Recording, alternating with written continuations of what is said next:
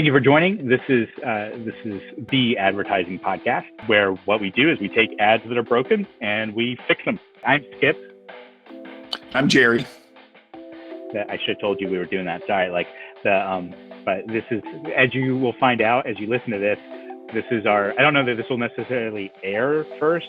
I don't know which one will air first, but this is definitely the first one we're recording. So you get the benefit of getting to hear us try to work through this. But we're working on this as we go.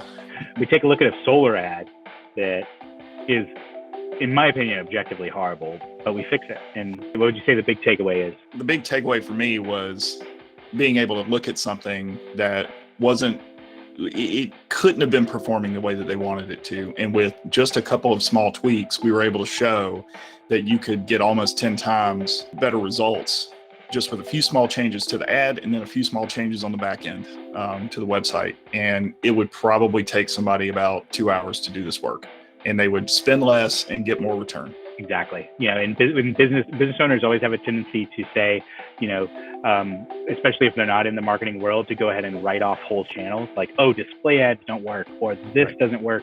And that's almost never the case, because you can take almost any medium and make it work, because almost any medium reaches people.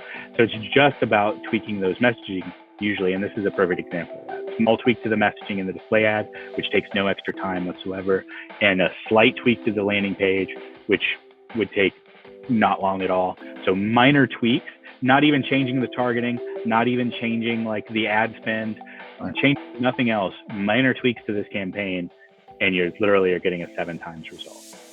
Breaking down advertisements, improving on them, redefining ad space. This is the Advertising Podcast.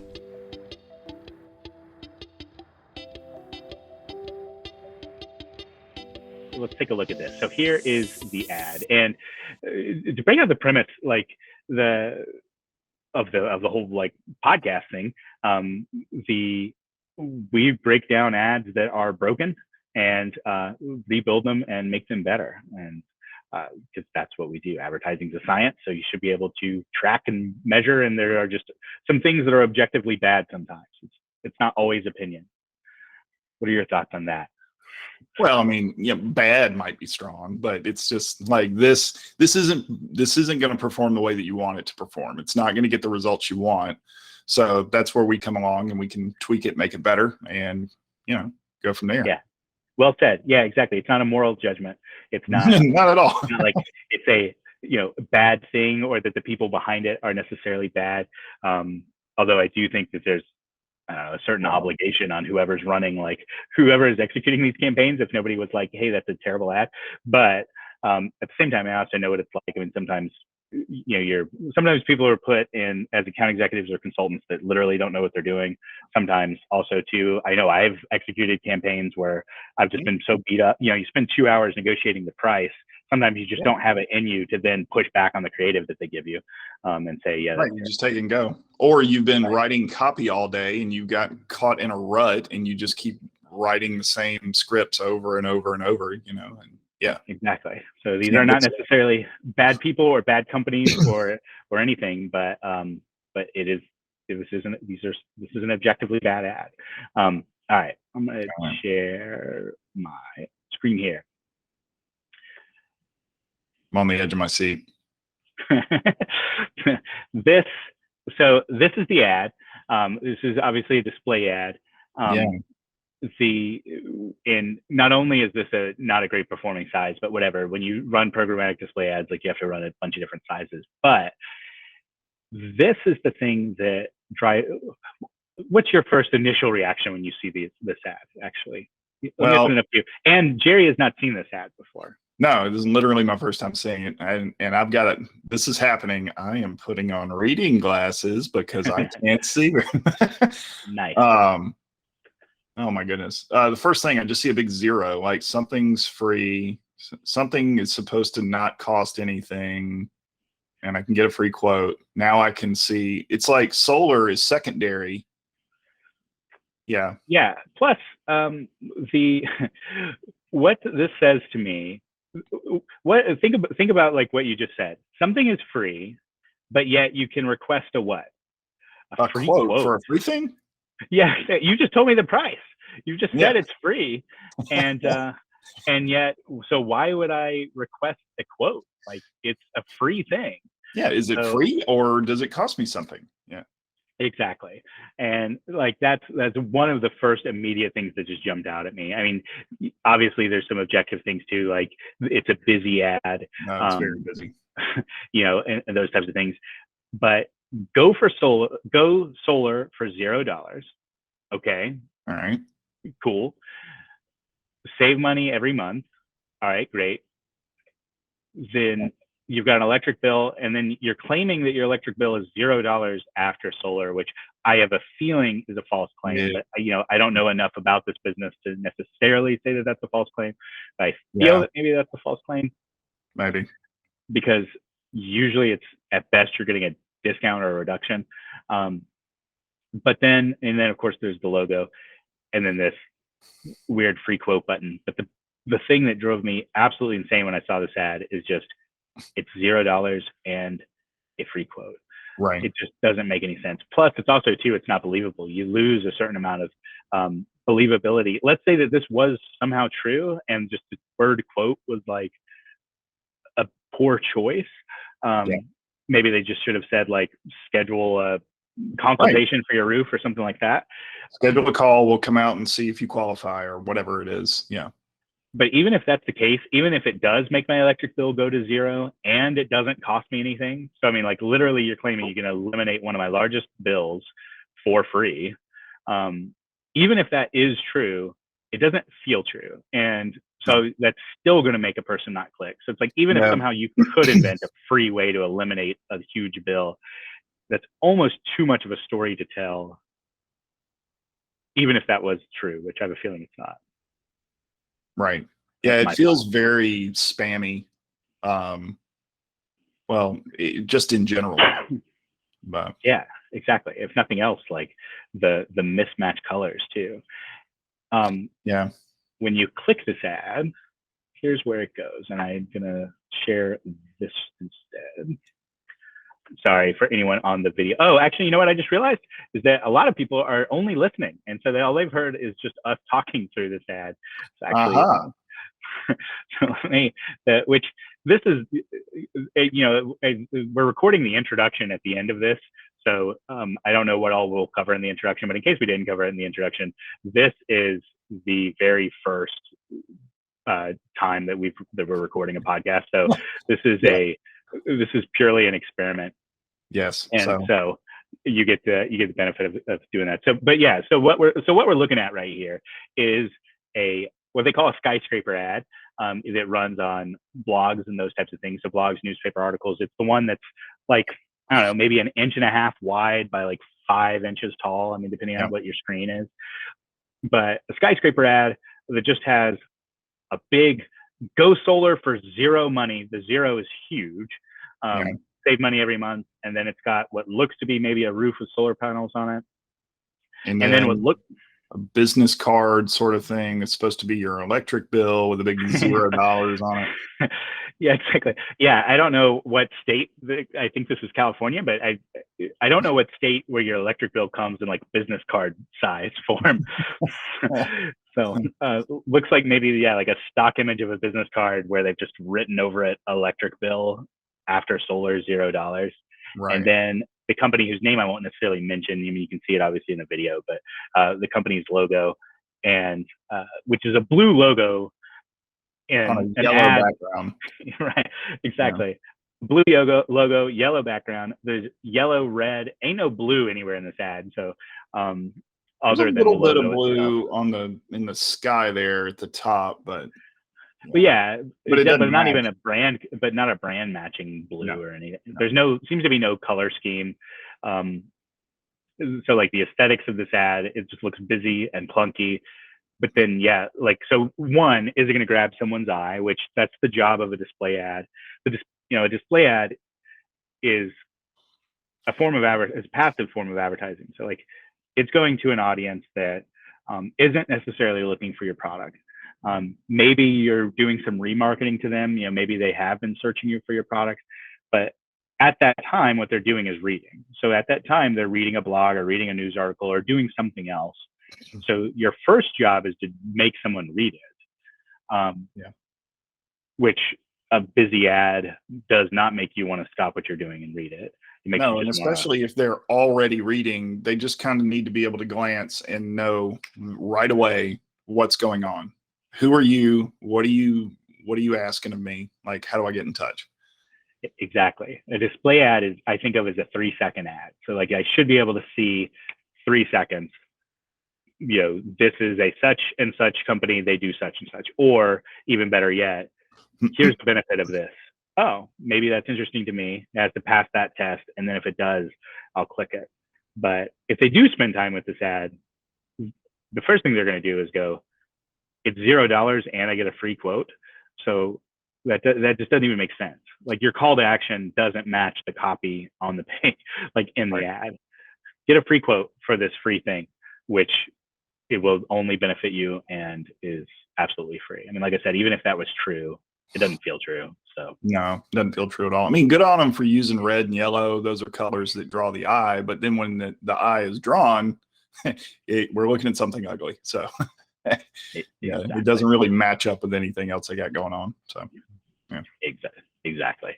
When you click the ad, it goes here, so this is their website. It's a get a free quote website, nice title, whatever. I think the landing page is actually fine, but the brand colors are clearly white and blue. So I have a hard time with companies that aren't consistent with their things like brand colors, especially in like the home improvement space. Like, and maybe this is just me overthinking things, but like if they don't take the time to make the ad match what's going on, like, am I going to let them nail stuff to my roof? Like, it's, if they don't even make it like aesthetically pleasing, like at least if nothing else, just having consistent fonts and brand colors. I mean, that's the bare minimum that you should be doing. Well, and people don't realize like your website is your digital storefront. Times have changed. People aren't just walking up to this business and knocking on the door anymore. So all of this stuff has to be consistent and look good all the time, because you may not get another chance with this person to make an impression. Exactly. And what's truly tragic about this, which to anyone listening, yes, we're shitting on this ad a little bit, but we do it with love, right? Like the point is, like businesses spend real money. Like there was real money put behind the ad we just saw, and it almost definitely did not generate a return on ad spend, because no one in their right mind is going to click that. But even if they did click it, like there's so many different tweaks and changes that could be made to make that significantly increased click-through rate. And that's the thing. I mean, we do this with love because like when someone spends real dollars on things, when businesses have broken marketing like that, that's the difference between being in business and out of business is a lot of times revenue and lead flow. So we do this with love in our hearts. Without a doubt. But I actually like their landing page here. It's not technically speaking a landing page because it is their full website, but I think it's fine because it's a very short form: first name, last name, email, phone, address, and average monthly bill. I actually like that. But there's something I like even more on this page, which is, I also like the fact that it shows some credibility here. So you got like a credibility here builder of showing what other installs they've had. You never want to feel like you're a business's only customer. So it's nice to show like, oh, here's where else we've done work, because then I can zoom in and see if it's like my neighborhood. I'm plugging in my computer if you're wondering what like sounds and things if you're seeing like the computer move and stuff. I like that credibility bit too, because you click on it like, oh, excellent, you're the first one, come on in. Exactly. They don't have reviews. It would be, to me, it would be better if they had reviews on here, but they may not have reviews. I mean, which sometimes you run into that with businesses. I mean, they've had a lot of customers, so hopefully they do have somebody willing to say nice things about them. But I mean, Yeah, there just are like times where sometimes maybe you are. maybe one testimonial or something here, or something. Yeah. Exactly. And so maybe if you've had a small number of clients, maybe you can't have, if you've only got 5 or 6 clients, maybe you don't have anybody willing to say nice things about you. But I do like that they built this. But to me, the biggest missed opportunity, like that caught me on their landing page, again, I like this. I like get a free quote. Again, that's the call to action. Keep in mind the ad that I just clicked told me that this doesn't cost me anything. So I'm a little confused on why I would get a free quote for something that's free. Right. But what they have on here is a link to a solar calculator, an estimated savings calculator that they've built. And this I actually really like a lot. And this is the kind of thing that I think could have been a great call to action. It's a little scammy because it's the default on the slider is $2,500 a month for your utility bill. I don't know what kind of houses like got like a. I think if your electric bill is nearing $3,000, like. Yeah, you own a warehouse. Yeah, Yeah, exactly. That's so you drop that down to like so I would probably adjust the scale on this a little bit, but actually I would do something entirely different because they've got another little free quote here. What do you say we fix this ad? So now we're done shitting on this ad. What do you say we start? I said too. I mean, a little confused is it also calculates the number of trees planted, which I'm not entirely sure what that means. I don't know if it's saying that they plant that many trees if you do this campaign, like if you buy from them, or if they're saying that's the equivalent of having planted 9 trees. Yeah, that's a little odd. They should have some other just random arbitrary things on there. Exactly. This equates to 15 gallons of milk. 16 angels get their wings. Right. Yeah. Exactly. Like, am I supposed to plant these 9 trees? I don't know. Wait, not only is this not free, now I have to plant trees? Right, exactly. How am I going to get 9 trees on here? Plus, it's going to mess up with the solar. Are y'all giving me the trees? Do I have to buy them? That's the quote. The quote's for the trees. Yeah. Also, too, the property value on here. This just makes me feel bad. When I bring the utility bill down to a reasonable number, it says my property value is $30,000. I don't. I'm assuming it's saying that it's adding, increasing my property value by $30,000. Right, but we have to. I feel like it's another false claim, but yeah, exactly. I'm having to assume it. Maybe it takes $30,000 off my property value. Wait, do I don't want that, do I? Right, exactly. It also says total cost $91,000, which I'm assuming is saying that that's what I'm spending over my lifetime in electricity. But there again, that's an assumption I'm having to make. Right. So anyway, but nonetheless, they've got what could be a cool tool here in the slider. Yeah. So let's fix this thing. I don't like free quote as a call to action in general, unless it's a retargeted ad. The reason is free quote is you only want a free quote for something that you're already in the market with. So in other words, if I need insurance, then okay, sure, maybe I would respond to a free quote ad. Or if I need a roof, maybe I would respond to a free quote ad. But for a category like this, where nobody necessarily has an immediate need for solar, I don't like the idea of get a free quote. And I don't even like it in those examples I use, like insurance and roofing, except for just immediate PPC ads. Like PPC ads, that's fine because I'm searching for it. But if you're trying to do anything more up funnel, you want to try to lure people in. I mean, how many people would you say are in market for solar at a given time? Oh, Lord. 2%, maybe? I don't know. Yeah, maybe. I mean, it's becoming more popular, but still it's low. Also, free quote has become white noise. Like every company in the world offers free quotes. Like it would probably be maybe even better if they put paid quote. Exactly. Yeah, no, for sure. I mean, if there's an attorney actually I was thinking about exactly that, about recommending exactly that, because I mean, if you need a professional service like an attorney or an accountant or those types of things, do you really want to meet the person that's like willing to meet with anybody and everybody for free? I mean, maybe you would be more interested in, I'd rather pay $100 to somebody that's like hard to get a meeting with, but it's absolutely fantastic. Yeah, exactly. Well, in attaching dollars to something gives it a little more legitimacy. And I'm not saying that they should do this, but there is an element, of that. Exactly. Yeah. And so I think you're exactly right. So we don't like this call to action. So let's come over here. Let's do, I think a better call to action, because you can see the savings. They have this little savings calculator, even though it needs to be fixed too. But I think a better call to action for the solar campaign would be see how much you could save. Something like that. You could save by going solar. And then that's not a call to action. That's the headline. And then the call to action, I'm not going to try to make this thing look pretty.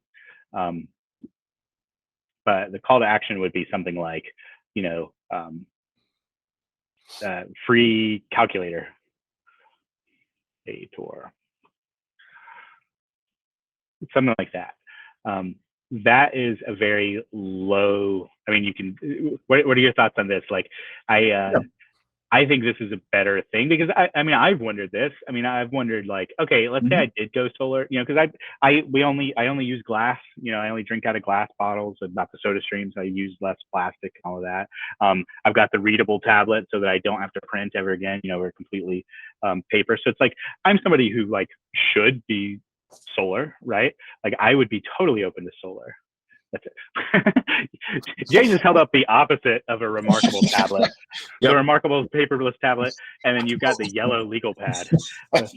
Yeah, I'm operating in 1992. I don't know if you were aware.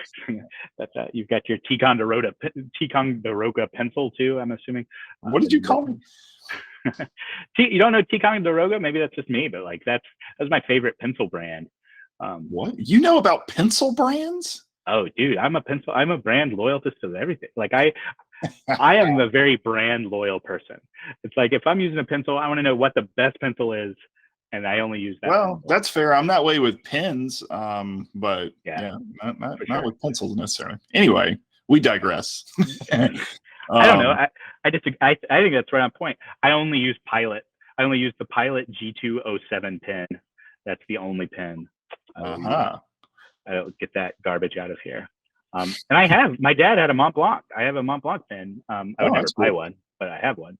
But I would never buy refills for it. So right. I briefly worked at a newspaper, and one of the writers there, for her birthday one year, some of her writer friends all went in together and bought her a Mont Blanc pen, and it was just beautiful, and it was in this awesome wooden case, and nice. And I was sitting here going like, man, is she gonna actually use the thing? And and I remember asking her later, but she actually used it like every day. She was like, if I have a pen this nice, I'm gonna freaking write with it. Like, yeah.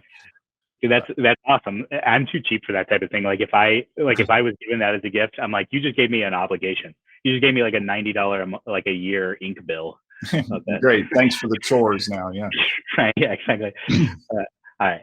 So, but I have thought before, like, if I actually went solar, like, how much actually would I save?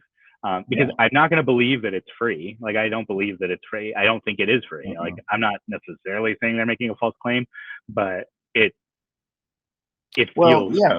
The point they're trying to get across is going solar saves you money, and your bills are going to go down. It'll offset the cost of the solar panels. You can't say all of that on the ad, but letting them know, hey, you can actually see how much money this is going to save you, and see if it's worth it, before you actually I just drawn what looks like a gynecology chart, but it's supposed to be a funnel.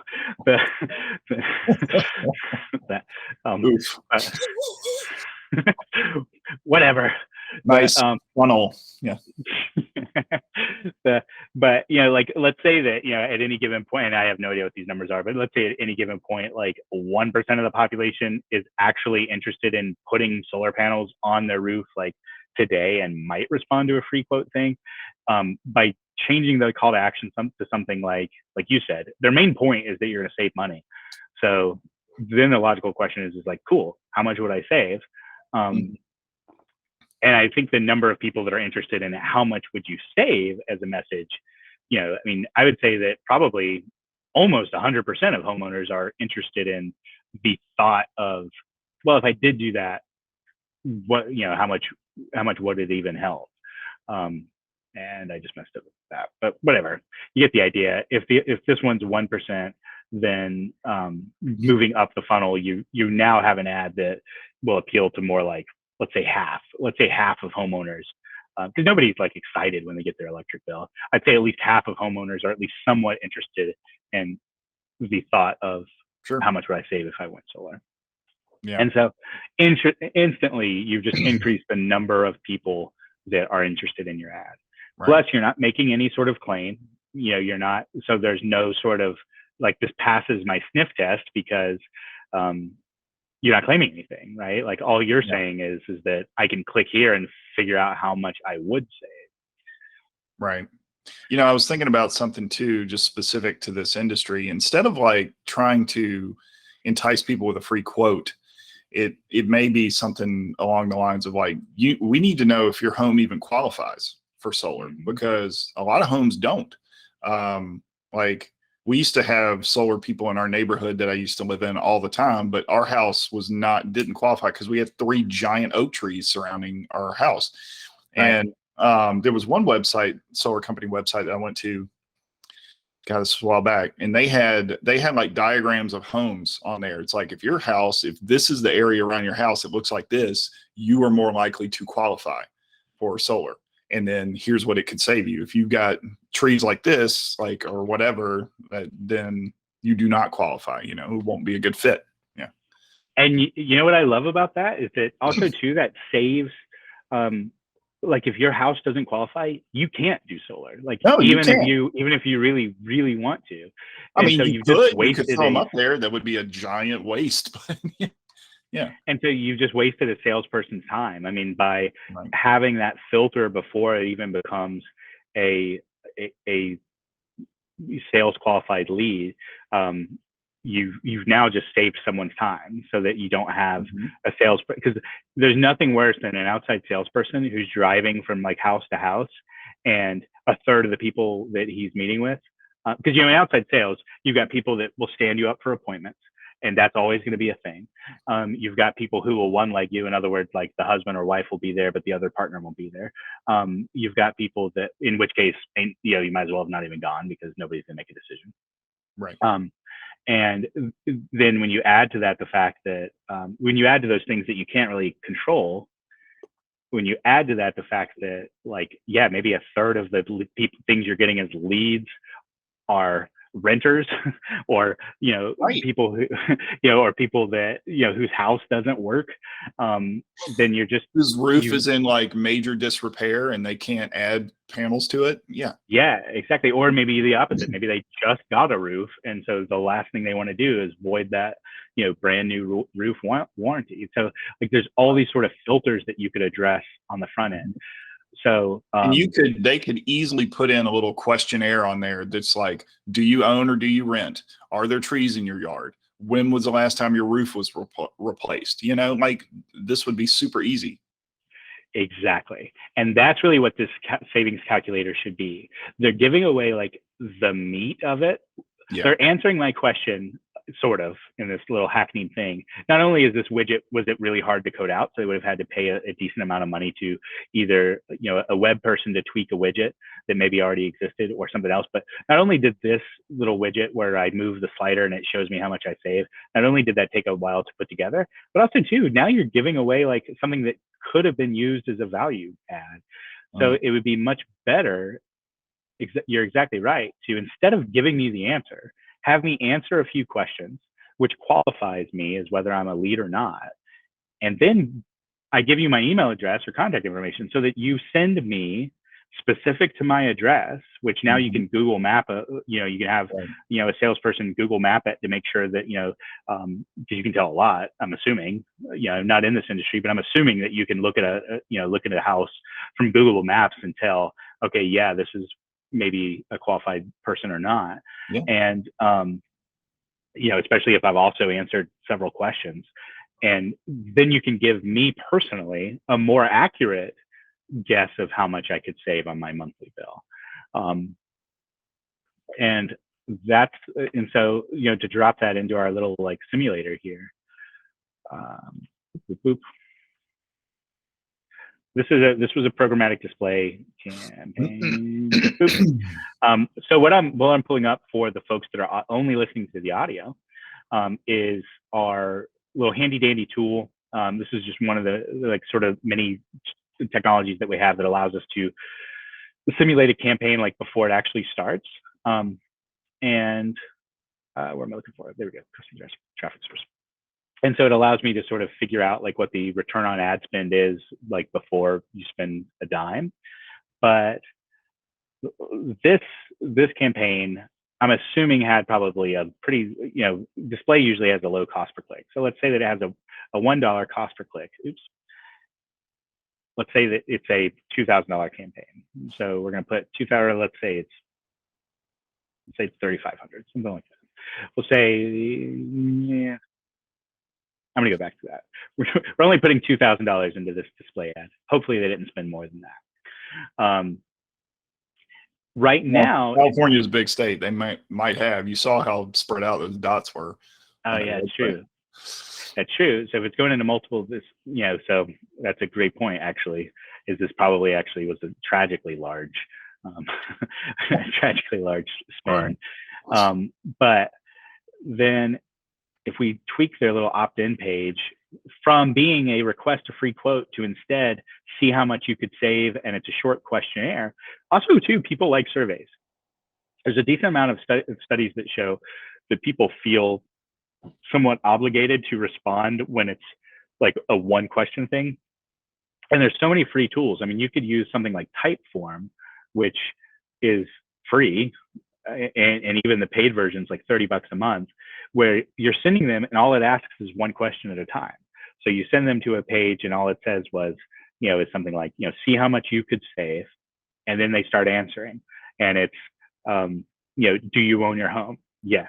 And then it takes, if they say no, then you kick them to a page that says, gives them maybe a resource to give to their landlord or whatever.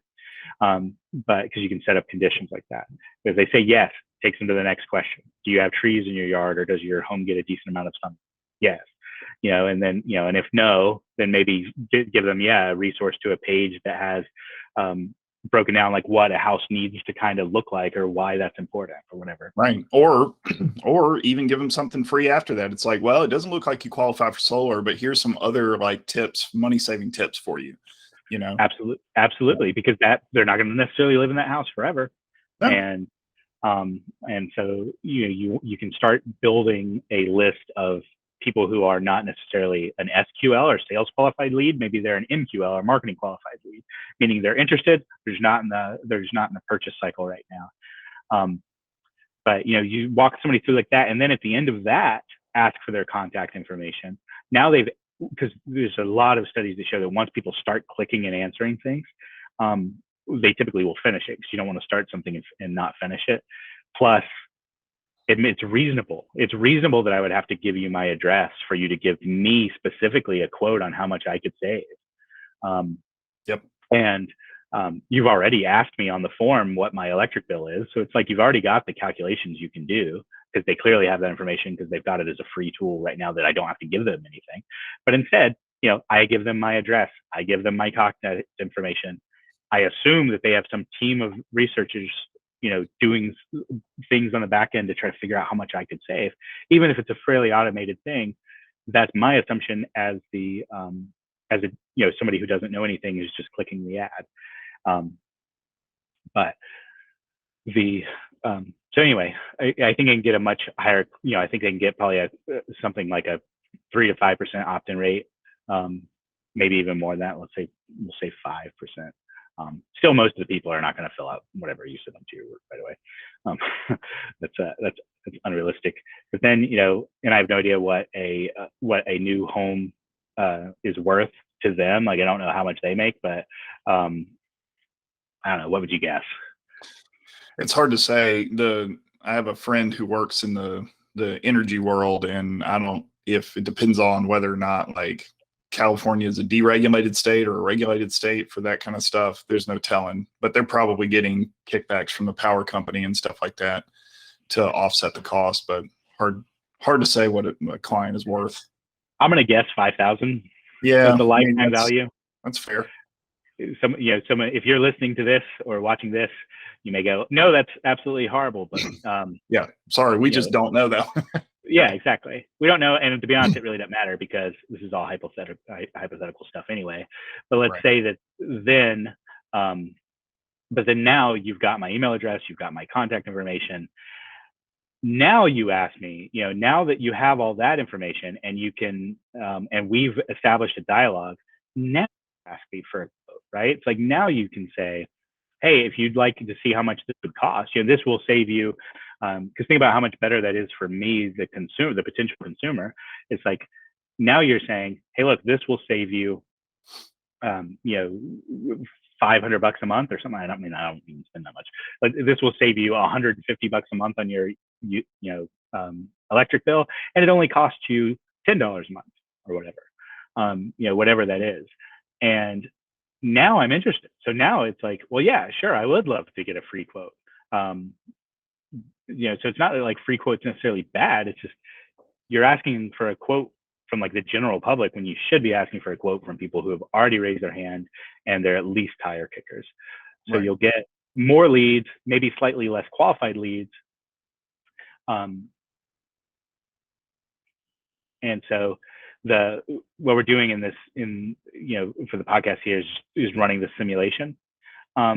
Let's first build out what they've got right now. So, or I've just put in what we would recommend, but before we even look at that, I'm going to create a different scenario where we look at what they're doing, what this campaign that we looked at is. I guarantee you they have a much higher cost per click because their ad right now sucks. So let's assume that they're paying close to, let's say, just $2. So let's just assume that the ad you and I created is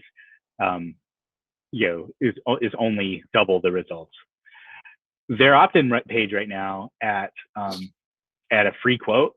Free quotes have a pretty low opt-in rate because, again, I'm only doing it if I have already decided I'm doing solar. It's kind of like car shopping. It's like, I'm only filling out the form, or like looking on Zillow. I'm browsing Zillow versus filling out a thing. I may browse Zillow. I mean that like I'm interested in the house, but I don't fill out a form unless I'm in the market for a house. Right. Yeah. So very, very low opt-in rate. I would say that their close rate's probably higher though, because the person who is filling out the form, it's then going to be probably a pass fail of does their home qualify. So let's raise that up to a third. So let's simulate that. So comparing these two things, assuming that $5,000 is the lifetime value, comparing these scenarios, the primary scenario we have is a customer acquisition cost of The primary scenario we have here, why I keep saying I'm offline. I think it's because I'm just expecting my computer to do too much right now. But this campaign, so the first campaign we built, the one where you and I built, where it's got a much higher appeal because it's just to tire kickers, right? The ad is see how much you would save, which has a much lower cost per click, much higher opt-in rate, but a lower close rate. This campaign has a customer acquisition cost of $100, which means if truly the lifetime value is $5,000, they're spending $100 to make $5,000, which is pretty solid. It's huge. That's 47 times, return on ad spend. Yeah. The campaign that they have set up, as it is And we're being kind by saying only a $2 cost per click, because I have a feeling nobody was clicking that damn ad. But even at best case scenario, it has a 667. That's the devil's number right there. See, this thing is bad. Yeah, that's right. If we got their cost per click. Right, exactly. Do you want your cost per acquisition to be 666? No, I don't think you do. But their customer acquisition cost is $667. So Right. we literally, just by making those few tweaks to the way the campaign, have changed it from a 7 times ROI, best case scenario, to a, wait for it, yeah, like 47 times ROI. So I mean, that's, I know it's 7, how many percent increase is that? I don't know. Right. A big increase, 500% increase. I don't know. But it's a huge increase. And I mean, certainly a lot of assumptions had to be made, about this campaign, because we don't have all the details. Right. But small tweaks can make a huge difference for return. It doesn't take a lot. Exactly. They could set up the campaign we've talked about here, and it really wouldn't take any extra time. They would have to tweak the landing page, which would take a little bit more time. Right. But essentially, you're talking about an hour's worth of work on the landing page and no extra time whatsoever on the display ad. You're doing a better job in your messaging. Yeah, you're just going to clean it up. Yeah. And then, I mean, holy cow, the whole thing gets better. Not only is your return better, but then like the leads that are coming in are going to be qualified. Your team doesn't have to work as hard to sift through all this stuff. Like it makes everything better from top to bottom. Exactly. And you're capturing more leads in general, which the nice thing about that is that, even if they're not qualified right now, still you're capturing, 100 contacts a month. Yes, only, 19 of those 100 might end up becoming a customer, but that's 100 person's contact information that you can then keep. And so then you can start to segment out, phase 2 of this campaign would be then segmenting out, like, this person was renting, so let's put them in a renter's bucket because eventually they may buy. Or this person, their house didn't qualify, so let's keep in contact with them because eventually they may move. And so you can start to build out, even more long-term, value out of this. For something like $10 a month, constant contact, which is like $10 a month or something like that. You could even do a referral campaign with those other people who didn't qualify for some other reason. It's like, hey, we hated we couldn't work with you to put solar on your home, but if you have maybe 3 friends you could recommend, we'll send you a $100 gift card or something for referrals and that kind of thing. Exactly. You're exactly right. Because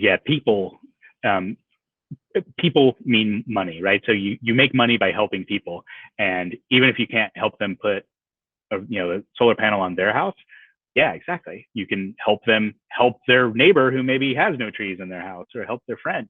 And so, or like I said, send the renters to a resource that they can give to their landlord. Maybe their landlord's interested in that. So yeah, who knows?